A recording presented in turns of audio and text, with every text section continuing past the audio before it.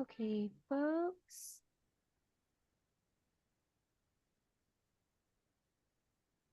Sweet. We're live streaming on YouTube.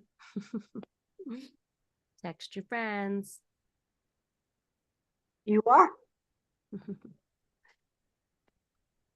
All right, we'll just give one more minute for our rest of our committee members to come, and then we can get started.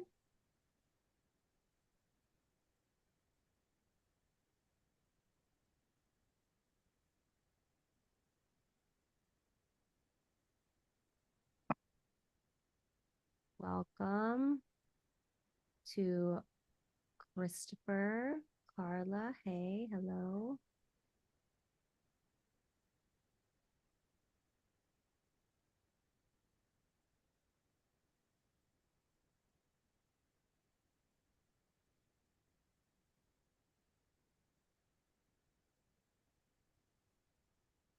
Risha, maybe raise your volume just a little. Oh, okay. Can you hear me? I'm at max. Yeah, that's better. That's Okay. better. It's weird. There must be something wrong with the connection that it's very low on all sides, but you can hear me, right? Yes, can hear So I you think everybody can hear everybody. Okay, that's loud good. and clear. Yeah. Okay. Thank you. Okay. Okie dokie. So let's go ahead and get started. Everybody else can hear me okay also? Okay, cool. So happy new year. It is Tuesday, January 13, 2026. It's the monthly Queen CB2 Arts and Cultural Affairs Committee. Welcome. Hope everybody had a great holiday and start of the year. Because a lot of today's meeting is a little bit of committee work, and everyone is more than welcome to please be involved and get engaged with some of the committee work. Because in our committee with arts and culture, we tend to be very responsive to the folks that attend, to immediate artist needs that are brought up at these meetings, and also because community board applications are currently open. So this is a great opportunity for folks from the public to kind of tune in to see the types of stuff we do in committee. If this is of interest to you, if you want to contribute um, to your neighborhood, then you can definitely apply to community board and join us, because it is especially critical that we have proper artist representation in our civic engagement. So yeah, we always would love more artists to join committee. So with that, before we get into committee stuff, I wanted to um, open it up to folks who are attending that wanted to announce any artist calls, any upcoming events, things like that that are happening in our neighborhood. And for folks, for this is their if this is your first time, just feel free to also unmute or pop into the chat if you wanted to make any announcements or raise any concerns or questions. But I do know we have MoMA PS1 here and Culture Lab, as well as Kukula Dance Studio. So we can start with you guys with any of your artist calls and announcements, and we can start with Molly. Thanks for being here. Hey, thanks, Teresa. So excited to be here. I'm especially thrilled to be here at the first meeting of the year, 2 weeks into MoMA PS1's 50th anniversary year, which is exciting. We have things going on throughout 2026 to celebrate 50 years in LIC in our historic 19th century schoolhouse. And the first of those was that beginning January 1st, we became free for everyone. We've been free for New York City residents for almost 10 years, but this is a real something that we've been wanting to do for years. We had a really generous supporter underwrite free admission for everyone for the next 3 years. We thought it was the best possible way to celebrate 50 years, and also to just sort of make sure everyone knows that PS1 is a place for them and that we really are welcoming to all comers. So we've already seen a significant response to this new free admission offer, a lot of excitement and enthusiasm around the way that free admission is sort of really also a response to like an affordability crisis in our city and wanting to make cultural offerings as accessible as possible. So that's we would love all of your help spreading the word about this. We've seen a lot of response even from our immediate community members who were already getting in for free. It does seem to have kind of like struck a chord with people, so we're really thrilled about that. And then I wanted to highlight a few upcoming opportunities that are sort of also related to the 50th and other engagement with the community. So coming up, this is as yet unannounced, but will be very soon on February 21st. We're bringing back our neighbor night, but in the winter season, specifically around Lunar New Year, to celebrate our I Young Kim exhibition, which is an incredible immersive video installation by the Korean artist I Young Kim. Julie Won will be co-hosting the evening with us. We'll have free food from from all kinds of local establishments, free food and drink, opportunities to experience the exhibition, family workshops, GJs. So it'll be a really fun night. That's a Saturday, February 21st from 6 to 9. So we'll make sure that everyone on the committee and everyone who joins this in February also gets a more formal invitation. But if you want to save the date now, it's going to be an amazing event, and it's a free night for all of our LIC and Western Queens neighbors. And a lot of people from Greenpoint, they sneak into and we say it's okay. You're technically also our neighbors. And then the following week on February 28th, we're bringing back our family festival, which we had in June. It was extremely successful. This will be a 1 day only, but we're looking to welcome about 1,000 children and families in that 1 day. We'll have workshops throughout the museum and other sort of ways of engaging with the exhibitions for children and families. So also mark your calendars for that. So 2 Saturdays in February with a lot of this exciting family programming that's also really tailored to our local audiences. And then as the 50th anniversary celebrations continue in April, one of the other really exciting things about this year is that it's also a Greater New York year, which is really our signature program celebrating New York area artists. So we have 55 artists featured in Greater New York this year. We're announcing the artist list in a couple of weeks, but that show will open on April 16th to the public. And then on April 18th, we're having a block party, and it's really to celebrate our 50th, but also opening weekend of Greater New York. We're bringing in all of our community partners. Again, food vendors, face painting, balloons, exhibition tours, building tours, all kinds of great ways to sort of celebrate with us and alongside us this amazing milestone for MoMA PS1. So that's everything we have really coming up in the next couple of months, and I hope to see all of you at any or all of these events, and also that we can ask for your support to help spread the word. And just again, all of these events are free, so it's really just about helping us get the word out.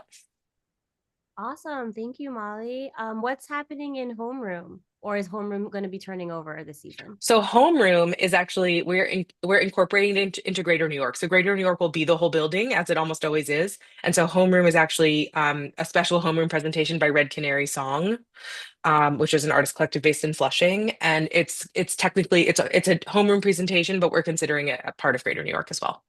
Cool. Got it. Okay, cool. And I'll probably make this general announcement later in the meeting, but just in case any of our institutions need to hop off, one of the things that we're thinking of doing in coordination with other committees on the board in the next 2 months, particularly while the call for community board applications is open, is to figure out different ways to do outreach and engagement to our neighbors, to just bring awareness to the committees and the community board work, as well as potentially like get them to join community board or pop into a meeting. So our institutions on the call, if there are event opportunities in which our engagement committee could potentially table at one of your public facing events, and there's going to be a bunch of us on the board that will be volunteering to kind of man these tables and engage with the community, especially from the arts and culture angle. Please reach out to me, because we would love to be able to do that more. That was something that the whole board talked about at the last full board meeting. So we would love that. Ejo from Culture Lab, how's it going in your winter season? Hello, everybody. Yeah, things are going really well. We're dark right now. We reopen February 5th. Taking those breaks is really, really important. I wanted to start off by talking from a community standpoint that we have this newsletter that we've launched. I put the link into the chat so that you can see the newsletter link and it might not be up to date right now. And then the link for the submission forms. So in partnership with the LIC partnership, they are sending this newsletter out to the buildings that they have connections with. And then there's other buildings, Powerhouse, City Lights, TF Cornerstone, that are agreeing to put this newsletter into their like building manager's email. So that means the building can email every tenant in their building. So we are really trying to encourage folks to make sure that your events are listed in the newsletter so that we can send it out to everyone. It's free. The partnership is asking for anyone who is submitting to be a member of the partnership. So we can figure out those details later on. But this is an attempt to be able to work together to get people out of their apartments and down onto the streets. So really the newsletter is only as effective as many people apply to it. So it should be public facing arts and culture events. So no galas, no restaurants or non-art stuff. So please check that out. As far as what we have going on, like I said, we opened February 5th. The first show that we're going to do is called Modern Ink. It's an international show.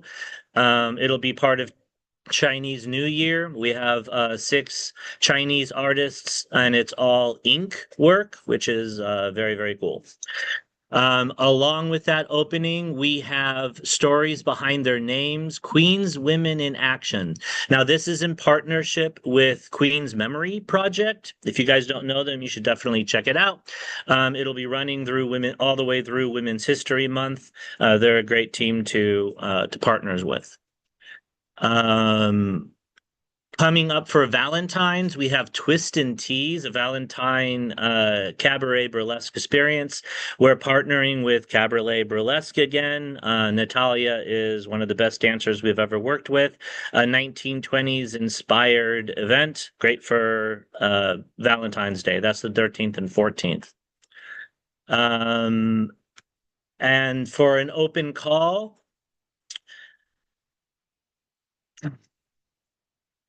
the exhibition is running April 2nd through June 1st. This will be up during Arts Open this year.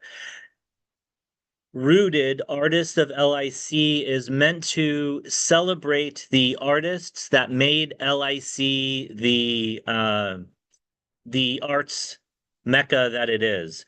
Artists have always been in this area, and I think it is frequently overlooked. This is not just empty warehouses. It is a place where artists thrive and always has been. We have this pretty well documented going all the way back to the 80s. So this is a time for past artists that aren't with us anymore, for us to bring their artwork out. Obviously, Tony Vaccaro would be one of them, Chuck Baker. So we want to collect artwork. We're looking for artwork for artists that aren't with us anymore and contemporary artists who are in Long Island City. So this really is a celebration of the artists that are here now. We got a lot of other events coming. I don't want to bore you too much, but if you go to our calendar, it's all going to be there. And then every Friday night after February 5th, there will be Sunset Jazz. So free jazz concerts in the front gallery every Friday night. More to come. Yeah, do you mind just dropping your calendar to those more upcoming events? Because then at February's meeting, we'll have another update from our lovely institutions. Yep.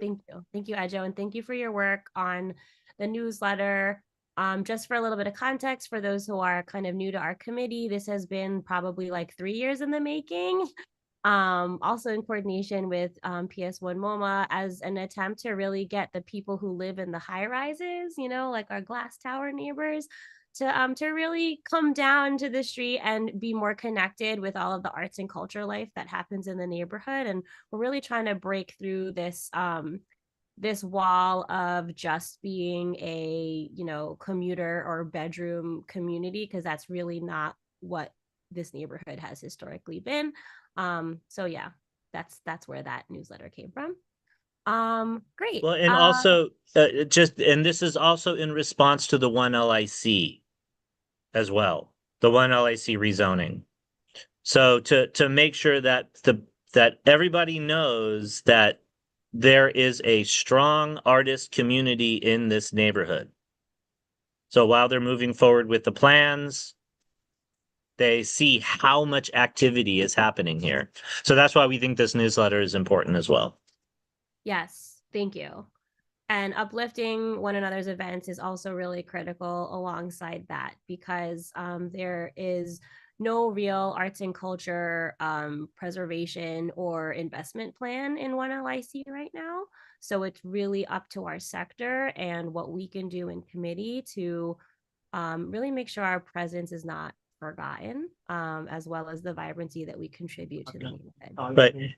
And me and the team here have been trying to get to everyone's opening. So we went to Leica, we went to Trends. Where else did we go? We went to Leica, we went to Trends. We went to the 550 gallery opening. Oh yeah, and then we went to Eleanor Schnurr's opening at Fifth Hammer.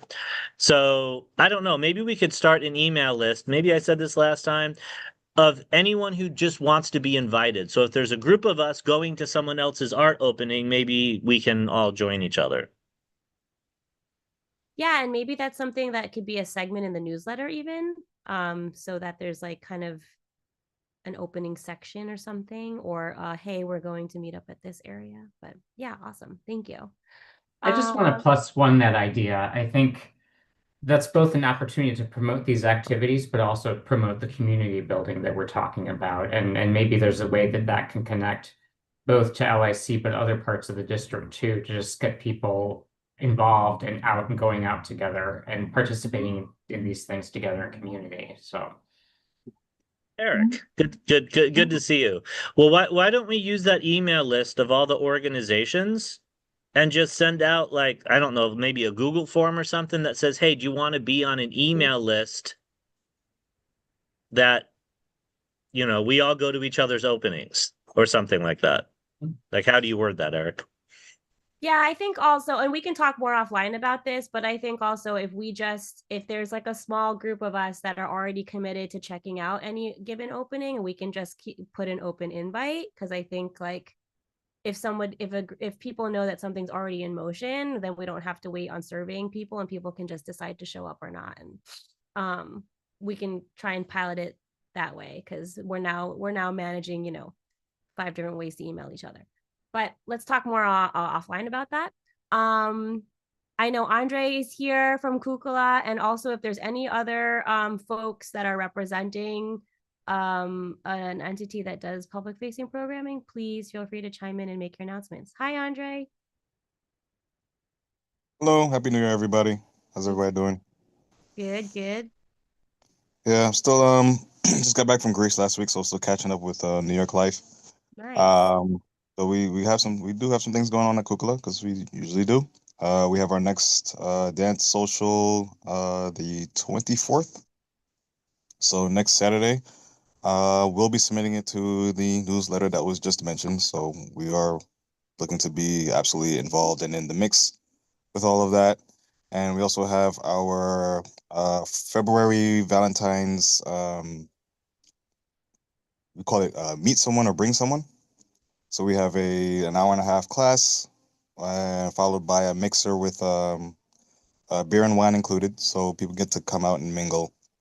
We've been doing it since we've been opening. So it's actually this year we've have to expand it. So we're going to do 2 time slots this year. Because last year we actually maxed out capacity with our studio. So we're actually going to amp it up this year and allow more people to come in and take part and mingle and laugh and hug and dance. Awesome. Yeah. Well, thank you. If you are able to just drop your website in the chat with the calendar of events, that would be awesome. So Jolly, you're on our committee now, right? Oh, I'm still on environment, but I work in arts and culture, so I also did want to Amazing. give some updates. Well, that I could share. welcome. If Hi, you want thanks to for be having on me. 2 committees, you can. We just I have to might. ask Anatole. I work in climate arts and culture, so it's like Oh, which one? Which one do I That's choose? amazing. Well, regardless, yes, we would love to have you keep tuning in to what we do. More intercommittee work is better. Okay, I'm just gonna keep pushing through because we have a lot of funding announcements and some updates within committee that I wanted to go over. So discretionary funding is also currently open until Wednesday, February 18th, so a little bit longer than community board applications. What I wanted to do, I'm going to drop some links in the chat to bring people to some discretionary funding resources, but also to the actual application portal. And I wanted to also just share my screen for a hot second and just walk people through what to expect in the discretionary funding application, because this is often something that is, very daunting and very nuanced and not clear. It is a brand new portal this year, which my organization learned that we just kind of put it together. It wasn't really communicated. So here I will just, and I'll just share like the backend portal of it. Hold on one moment.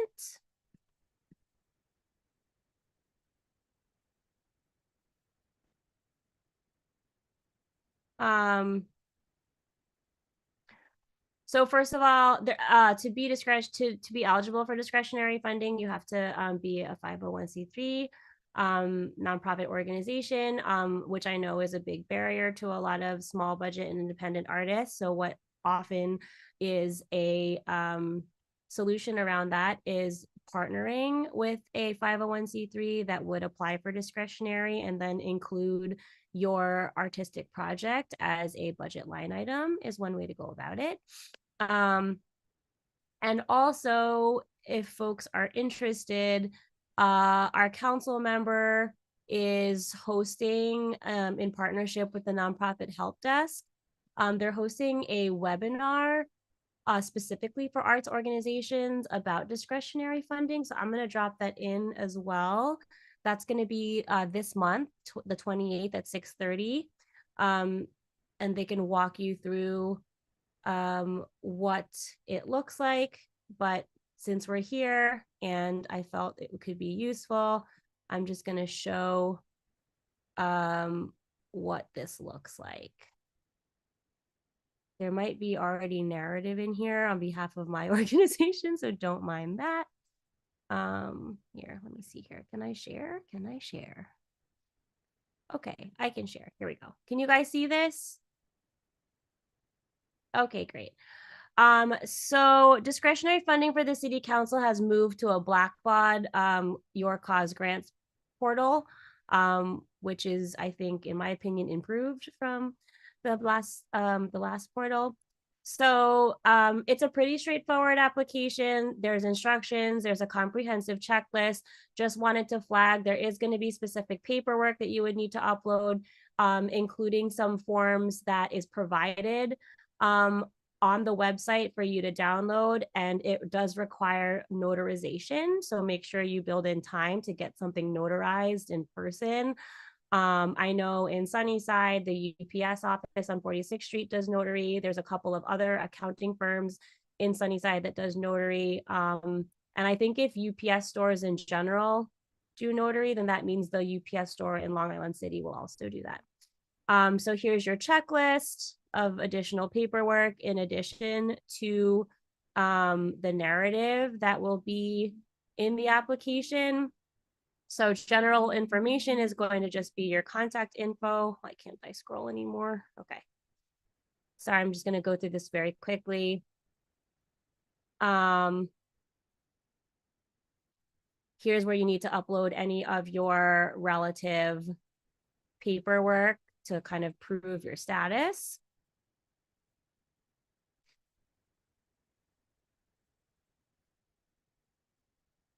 And then you're going to get into some programming questions. So first of all, the funding information, what you're requesting. Contracting agencies specific to arts and culture, you're going to want to go through DCLA, which is our Department of Cultural Affairs. You do have to request a minimum of $5,000.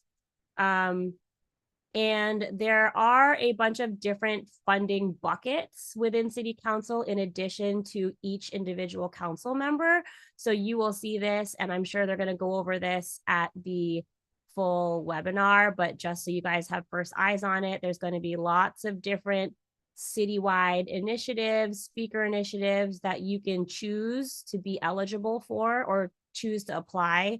If you deem your program well aligned with all of these different initiatives, you can choose more than one. So for example, in my organization, we're going for API Community Support and Cultural Immigrant Initiative, request council member. You can choose more than one council member if your programming is based in other districts besides ours. You can also choose different types of delegations and caucuses, and so you'll see a huge drop-down list here. And I do recommend, if you want to learn more about, sort of like the strategy behind applying for funding under different initiatives or different delegations or caucuses, make a budget appointment with your council member or a council member that whose district you are interested in getting funded by, and just talk to those folks to get more information on that. Some of the council members also, especially for arts funding, are going to require that you schedule a 10-minute meeting with their budget director. And that's a really good way to just introduce yourself as an entity that you are planning on applying to discretionary funding from that council member's office, and that you want to get to know what that council member's priorities are, what their strategy is, what their interests are in terms of funding arts and culture. What other entities have they funded in the past? What are the things that are important to them? And of course, always invite them to your stuff. Okay, so very straightforward stuff. They want to know your mission. They want to know your program or service. Describe it. When is it? Where is it? Who are you targeting? You will have to know the council districts and the community boards of where your programming is taking place. So that does take a little bit of research, so that you get all the districts right. Do you charge for programming? And then the questions continue. How are basically outreach, like how do you promote this? How do you collaborate? What are the community benefits? Are you a religious or private affiliation? Past service and capacity. So they basically want to know, like, how long have you been doing this? Have you been funded before? Do you use subcontractors? This type of thing. And then you're already getting down to the end of the application. So this is the page where you're going to attach all of your paperwork that's required, and your certification that this is all done, in compliance and the best of your knowledge, all of that. And then that's it. So sorry that was a crash course, but I just feel like sometimes, especially folks who haven't done the discretionary process, if you just see it, it's a little less overwhelming. And again, there is a webinar on this that our council member is co-hosting. So that is a great opportunity to ask more questions and have a deeper dive into that. Another quick announcement, on the January 24th, I'm also going to drop this. There is a Long Island City walk and talk about our park system in LIC, but this is specific to the parks projects that are going to be in the pipeline as a result of the One LIC plan. I strongly recommend that we all go and get your artist colleagues in Long Island City to also join us and go. It is a walking tour that's starting at the baseline, which is sort of in the sculpture center area in Dutch Kills, because there is a park that is going to be developed underneath the roadway there. And then it's going to walk over to Queensbridge, where we are going to get Baby Bridge Park back. and just talking about a continuous waterfront, which is something that has been a priority of our council member. I think it's a great opportunity for all of these entities that will be at this walk, including the council member, to just know and feel the presence of artists. And, along with park space, is also the possibility for public art space. And connected to the idea of a continuous parks waterfront is the future of what's going to happen to our public parcel. So this is an opportunity for us to make our arts and culture requests known, but also for us to learn about what is being discussed in these next steps of development now that 1LIC is moving forward. So you don't have to RSVP, but they do send updates if you're able to do it, if it's not already sold out. I'm also going to drop the community board application. That's also a pretty straightforward application. If everyone here could find 2 people that they think would be great arts and culture candidates to join the board, please just send this form to them. That would be awesome. What else did I want to drop? And also maybe Eric can talk a little bit about this as well. The council member also released a call for budget delegate volunteers. So this is part of the participatory budget processing. Eric, I believe you're on that committee, right? Or you're on that delegation? Not this year, but I did it last year and the year Okay. before. So Can you share some, insight as to like how that process was or what your experience was on there?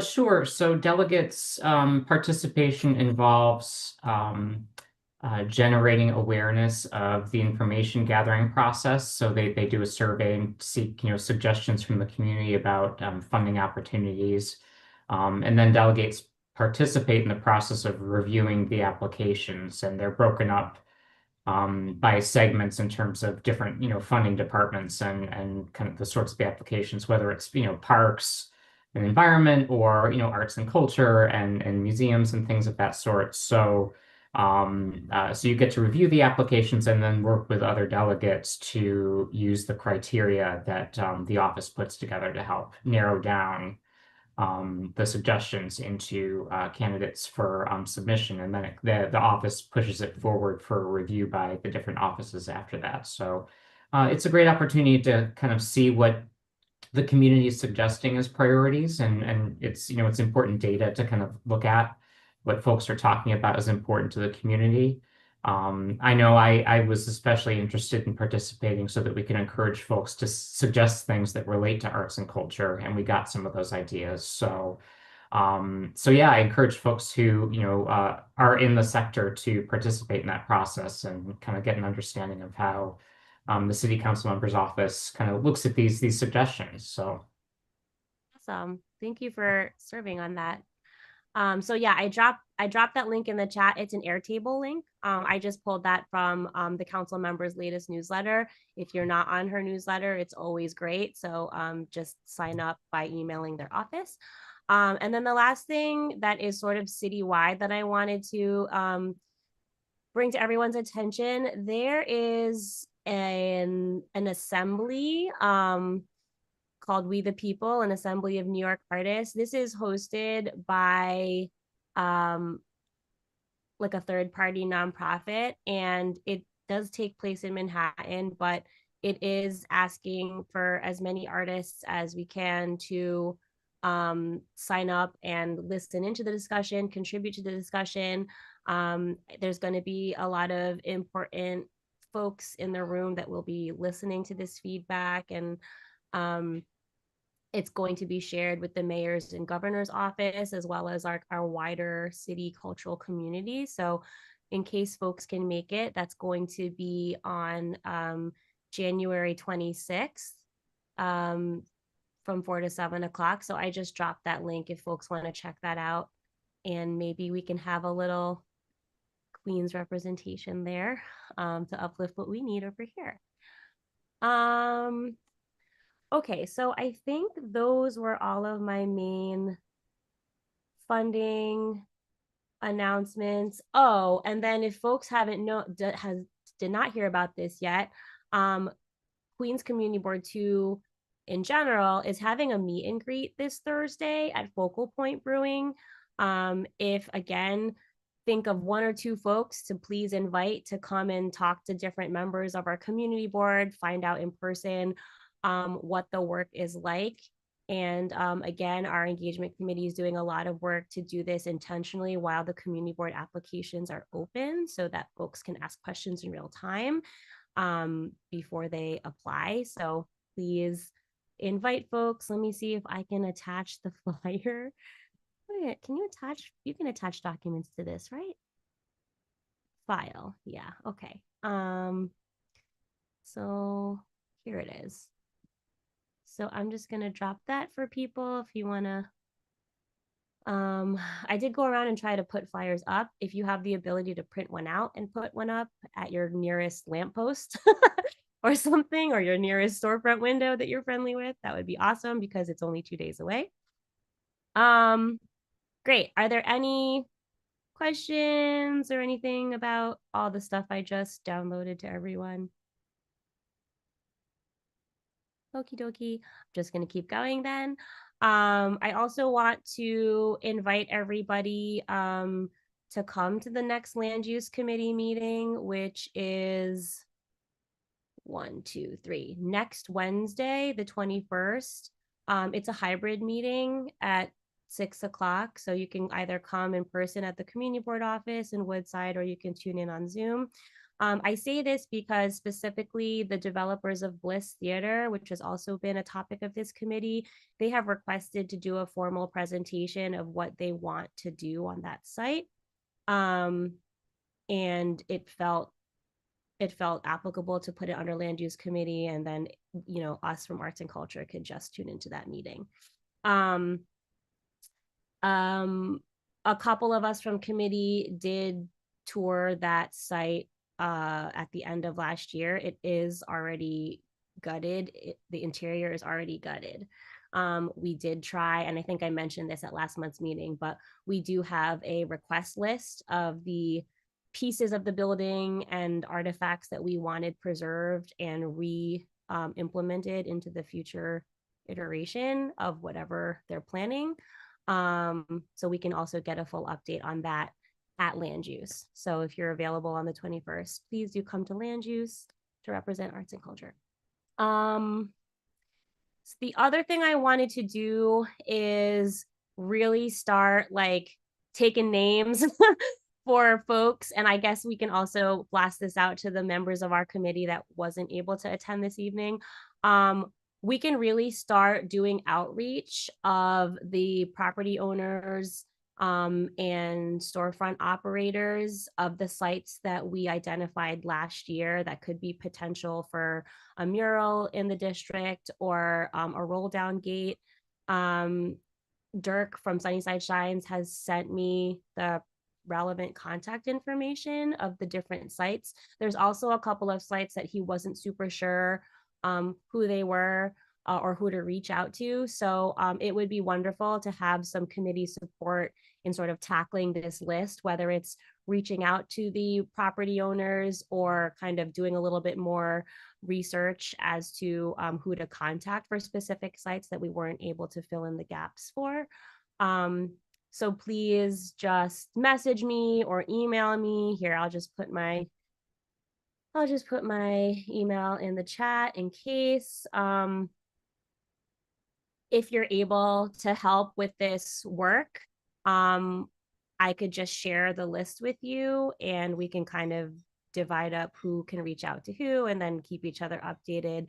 The idea is once we sort of figure out what sites are really viable, we would then match them to our local muralists in the district and figure out, you know, the logistics of getting these types of works up so that artists can theoretically start working on these sites as soon as it gets warmer out, which we are a few months away from. So please let me know if you are willing to help do that work.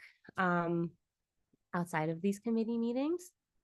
Um, Carisha, just one addition to that. You may recall we had done a two-pager with kind of persuasive talking points about why it's good to host a mural. I just posted the link to that in the chat. I realized it's accessible to anybody, so that might be both kind of interesting reading, but also for folks who are willing to step up and help do this. We have the script ready, so. Thank you for that reminder. Yeah, and for that work also. That's awesome. Yeah, and I think what I'll do too, Eric, is maybe also try and recruit folks from small business committee too. And Dirk is always a community supporter of this type of stuff. Yay, Jolly's on board. If you could message your email, that would be amazing. And then yeah, those are all of my okay. So one last one that was coming from the community board office, which we're super excited about. My organization is going to be the steward of the new bulletin boards that are being installed in Memorial Plaza in Woodside, and I believe there's one more. So as soon as I get that information from the Parks Department as to like what the process is, I will help get the word out so we can actually gather flyers of the event happenings in our district and physically put them up inside that bulletin board for everyone. That's everything on my end. Eric, did you want to give an update on HDC or anything else that should be on our radar? Yeah, I posted in the chat once more the flyer for the HGC survey and the link to that survey. So for folks who are not aware, Sunnyside and Woodside were selected by HGC as one of their 6 neighborhoods to celebrate for this year. And so one of the things that they're doing is collecting data on suggestions for buildings, collections of buildings, or places that might have artistic, cultural, or historic significance, and therefore might be candidates for preservation. And so we're still seeking suggestions from the community for those spaces. And so just to give you a flavor of some of the things that folks have suggested, obviously Sunnyside Gardens came up, but that's already landmarked. A couple folks also talked about the Bliss Theater, but as Carisha noted a moment ago, that's been gutted. So that's kind of beyond, but that's actually one of the things that I think inspired us to want to do this work with HDC in the first place, is to identify places ahead of time that we can begin to do that work. So for example, other folks have suggested the Bulova Watchmakers School, which is now the Church of Latter-day Saints in Woodside, as a space. The Boulevard Gardens building district, the Sunnyside Arch. Carisha was just talking about murals, so there might be murals in spaces that might be candidates. We want to collect that sort of information. So think creatively and encourage folks in the neighborhood to take a look at this. If you're not sure, suggest something anyway. It's all valuable data for us to take a look at and to be able to gather. So that's going to be open through the end of the month. So please encourage folks to do that. I thought I might also just share this. I saw that New Yorkers for Culture and Arts is doing their convening with city council members later this month. So that'll include the new speaker. So that's kind of just an exciting opportunity to be in a space with other artists and arts supporters with city council members and the new speaker. So that's later this month, and I just posted the link to sign up for that as well. Awesome. Yeah, that's super important. Thank you so much. Yeah, I mean, even though our new speaker is not a Queens-based speaker, this is, yeah, it's important that Speaker Menon knows who we are and that we're here. Wonderful. Any other questions, announcements, concerns? Kenny, how are you? How's the studio? Good. You see me working here, and I'm burning the candle on both ends. I have like 3 or 4 projects this month, and they're all time consuming. You're multitasking. Yeah. why, if you don't mind me asking, how, like, have you, because you are right within the one LIC rezoning footprint, have you felt like your studio is safe from, No. okay. How, and how is the feeling on your block? Because I know that, you know, that's right there. Like, Well, there's this sort of, I admire the people who are blissfully ignorant. And, there are people who are surprised when they learn, we heard all these stories about all the outreach that, was supposedly done to, businesses in the area. And I just constantly run to people, who, especially in the IBC, actually, who don't have any idea of what's going on. So it's a little bit depressing. I mean, in general, as my landlord has always had a good commitment to artists and small businesses. But it's hard to know, when that, side of their personality, as it were, will conflict with their ambitions to develop. This will all come to a head. So people are, trying to figure it out. okay, good to know. Yeah, let us, I mean, I know us is also including you as yourself as a strong advocate also, but if there's anything that we can do as a committee or what messaging and concerns we can uplift collectively, please feel free to tell us what would be helpful. Well, I do think the outreach from the newsletter is a great idea. I think, as much as people kind of combine forces, as it were, but, it's, having been someone who's moved from art neighborhood to art neighborhood historically over the past, 40 years, and finally thought I had something stable here. It's, when you look at the history, it's kind of depressing. On the other hand, um, if new stuff can develop and kind of in tandem with preserving what's already here, that would be smart on the part of developers. Yeah, absolutely. And I think that, I think that's also why it's really important for us as, artists in this district to make sure we have representation and a collective voice around this. Like, everything is super of the time right now as things are literally being torn down and built. So, showing up to these events is super important. Spreading the word to bring a friend to come show up at the events with you is more impactful than we might think, especially at this time. So I'm very curious. I'm actually very curious to see how the new mayor will kind of sort of work with his desire to have, a lot of housing, a lot of housing, with, I assume that being married to a creative, that he's a creative person himself, that there must be some part of his, radar that, has an understanding that, art neighborhoods and districts need to be preserved, but, who Yeah. knows?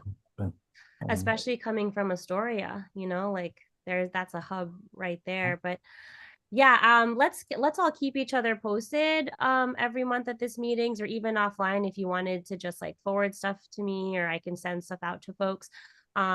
If there are additional opportunities similar to the one that Eric posted about meeting with council members through New Yorkers for Culture and Arts, I did think about, like, I wonder if the first lady would be ever interested in coming to community board too, or even our committee as an artist. But I'm sure there's going to be broader, right?